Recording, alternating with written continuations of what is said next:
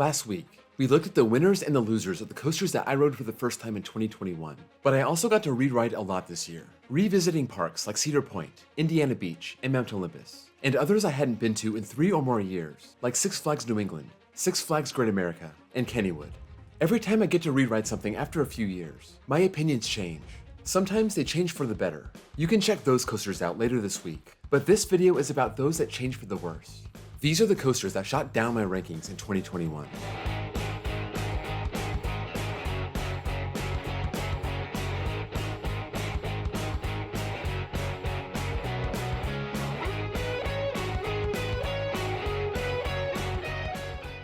Just to be clear, shot down my rankings may be a little melodramatic. Some of these went down more than others. It all really depends on where they ranked before. Before we start, if you can drop a like on this video, I would really appreciate it. It helps the video and the channel with the YouTube algorithm. Number 10, Nitro at Six Flags Great Adventure. I feel like I gave Nitro an unfair shake this year. I rode it right after getting off Jersey Devil, first thing in the morning. It was probably running as slow as possible before getting warmed up, and on top of all that, the train was half full. It was super lackluster. The airtime was weak. It just didn't have any bite to it. I've ridden this a bunch going back to 2008, 2015, 2018, and I think it's in the upper middle tier of B&M hypers. But there's one other factor that makes me put Nitro on this list, and that was my 2019 night ride. It wasn't all that warm, and it was during Fright Fest, but that ride wasn't all that good either. 2 bad rides in a row. Maybe that's a trend. Number 9, X-Flight at Six Flags Great America. I've defended this in the past. I've said it's one of the better wing coasters. I know a lot of people put it last. The layout is strong. It doesn't pull any corks with the terrain like Wild Eagle or Thunderbird. It doesn't have a cool setting across the park entrance like Gatekeeper. It's just sitting there in the middle of the park, right there on its own flat piece of land. But the layout is actually good. The problem I had this time was the bouncing. There's also the torso crushing, but that's nothing new. That's always been a problem. This is kind of a nitpick, and that's why this is lower on the list. But that incessant bouncing made the ride uncomfortable. The good layout couldn't make up for the torso crushing and the bouncing, so I'm dropping X-Flight a little bit this year. Number 8, Judge Roy's Scream at Six Flags Over Texas. Some of you might be thinking, what are you talking about? This ride sucks and always has. Well, I always made it a point to ride this whenever I went to Over Texas. Despite what it seems like on some of my videos, including this one, I do like old out and back wooden coasters. Maybe it depends on what row you sit in, wheel seat or not, but the last couple rides on this have just been unpleasant. It seems like it's getting rougher and rougher, and before the fun kicks in, the ride's over. Will I still ride this every time I go to Over Texas? Probably, yes. I would miss it too much if I didn't, but it is starting to wear on me. Number 7, Timberwolf at Worlds of Fun. I remember the first time I rode this, I liked it better than Prowler. It was more forceful and ran about as rough. I changed my mind later that day. Timberwolf started showing its age, and Prowler got warmed up and started running a lot better. That being said, I still like Timberwolf. I thought it was a top tier din coaster. That's not saying a lot, I know, but I guess just not being a train wreck of a ride is enough to be a top tier din. Anyway, over the last 3 years, I've heard that Timberwolf is getting rougher. I took some advice from Uncle Nate and rode the front instead of the back, just to avoid getting beat up. After getting off, I have to say, I feel sorry for the people in the back. It was way rougher this year, and I apparently was in a good row. Those back row people must have gotten beaten to death. I also barely got any airtime this time around, but that could have been because I was in the front. I should have given it another crack in the back, but the thing already gave me a headache.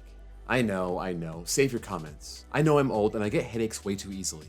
I just figured a rougher ride was a bad idea, so I passed. I don't live too far from Worlds of Fun, so I'll be back again soon. I didn't think RMC was the best idea in 2018, but now I do. With Prowler serving as the park's wooden coaster, it makes all the sense in the world to RMC Timberwolf. Number 6, Gold Striker at California's Great America. I rode this 4 times in 2018, and I deemed this as CGA's best coaster. Yes, even over Railblazer. That was super intense and packed with airtime, but it was so short, and Gold Striker is a long, out-of-control GCI with a lot of ride time. After my 3rd ride, I started feeling the pain. My brother tapped out for round 4, so I went for it by myself. And yes, I regretted it. 4 times was one too many. The coaster was only 5 years old back then, but it was running rough enough to grind on you. If it takes 4 rides to knock you out, that's okay. I can still judge it based on how good the elements are. I rode Gold Striker again this year, and it was right after the park opened, so maybe it was running a little slow. I didn't think its speed or intensity were an issue. 3 years after my first rides, 3 more years of that train crashing over that wooden track, and I'll include 3 more years of age on me, and 1 ride pretty much did me in. I felt after that first ride like I felt after that 4th ride in 2018. Gold Striker is still an elite GCI layout, one of the most out-of-control GCI twisters out there. It lacks a little airtime, which is why Renegade gets the edge. But still, the ride itself is great. I just think it needs some track work. Cedar Fair retracked Ghost Rider 5 years ago, and that's still running great. Number 5. Viper at Six Flags Great America. I spent years talking up Viper. It's also been years since I rode Viper. I gave my complete thoughts on my recent Great America video, but this is basically what happened this year. I rode second to back row and it was pretty solid, pretty smooth. Airtime was there, especially in the second half, and it's also a long ride.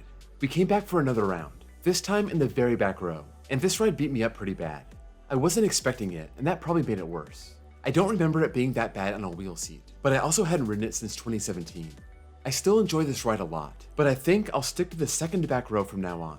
A lot of coaster fanatics will harp on not sitting on a wheel seat, or a seat that's right above a wheel. So on a 3-row car, try to get the middle. I don't always buy into that theory, but on Viper, I'm all in. This was in my top 50 for years. It finally fell out a couple years ago, and after these rides, there's no way it's ever getting back in. Number 4. Hoosier Hurricane at Indiana Beach. I had praised this last year, after it seemed like everybody was trashing it.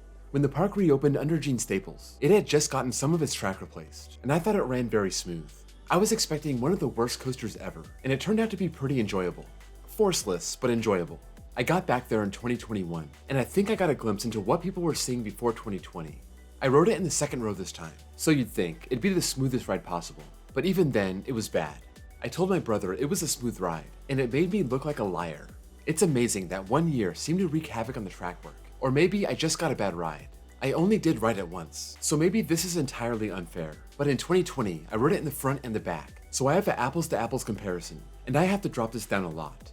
I used to say Indiana Beach doesn't have a bad coaster, but as of now, I consider Hoosier Hurricane exactly that. Number 3. Mindblower at Fun Spot Kissimmee. I rode this 8 times in 2018. 8. And it wasn't because it was smooth. It was stupid rough, but the ride experience was so good I put up with it.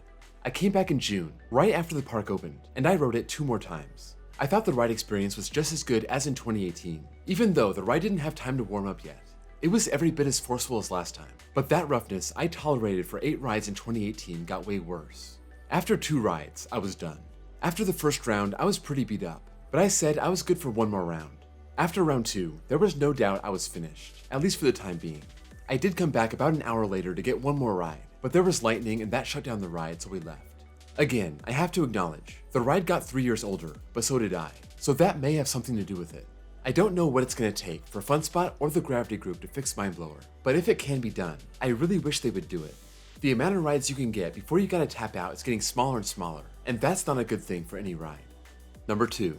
Hades 360 at Mount Olympus. I hate to be a broken record, but this is another case of a ride getting way rougher from year to year. In 2020, Hades 360 blew me away. I rode it twice, not back to back, and I was able to enjoy the insane fast-paced, airtime-filled layout. I could feel my insides shaken up by the end, but it wasn't bad enough for me not to enjoy any part of the ride. It just made me second guess going back in line right afterward. In 2021, both me and my brother felt like we went 12 rounds in a boxing ring by the time we hit the final breaks. We did come back to ride it again later. Yes, that amazing layout makes people do crazy things, and by the end, we felt the same way. In 1 year, this went from a slow, steady, grinding roughness to one of the roughest coasters I've ever ridden, period. It doesn't help that it's so long, fast, and relentless. That just accentuates the roughness. I don't think I can keep this in that rare air of elite wooden coasters when it's running like this. I'm not blaming this one on my age. I rode this twice 1 year ago, and then twice this year, and there was a whole world of difference. Let me know if you've ridden this recently and what you thought. Is Hades really getting that much worse, or is it just me? Number 1. Valravn at Cedar Point. Finally, something not related to roughness. This may be a little unfair. I've ridden Valravn a ton between 2016 and 2018, and I've enjoyed it every time. I hear nothing but negative things about Valravn, and I just dismiss it. It sounds like a bunch of people just whining about Cedar Point having a lame dive coaster. A coaster that almost any other park would love to have. When I hit the brakes this year, I finally got into the heads of all Valravn's haters. I got nothing out of that ride. The drops were forceless. The inversions didn't do anything. It was just boring. It was kind of a strange ride. I explained what happened in my Cedar Point video. We were assigned row 2, which is the worst row. We were rushed into the train, and then we were yelled at for bringing umbrellas into the station, even though they have bins. But those bins are only for shoes. So weird. I had to shove my umbrella into my shirt and ride like that. Super safe, I know. And I wonder if that added to me not having a not so great ride. Maybe I'll ride it next year and it'll be great, and I'll put this on my list of coasters that shot up. But I'll tell you one thing, I'll never mock anyone who says Valravn is bad. I finally see what you're talking about, and I agree with you, a little bit, at least for now. Valravn made me sad this year. Our relationship has been damaged. I think you've all heard enough of me bashing coasters, showing my age and complaining about roughness. If you want to see something positive, I have a bunch of coasters that shot up my list this year, so come back later this week for that video. Let me know what you think of these rides. If you share my experiences from this year, or if yours was totally different. Whatever it is, sound off in the comments below. Before you go, be sure to drop a like, and give me a sub if you like coaster content just like this. Also, check out my links below for my Discord server, as well as my second channel, where I post copyright-free off-ride footage. Thank you all for watching, and I'll see you all next time.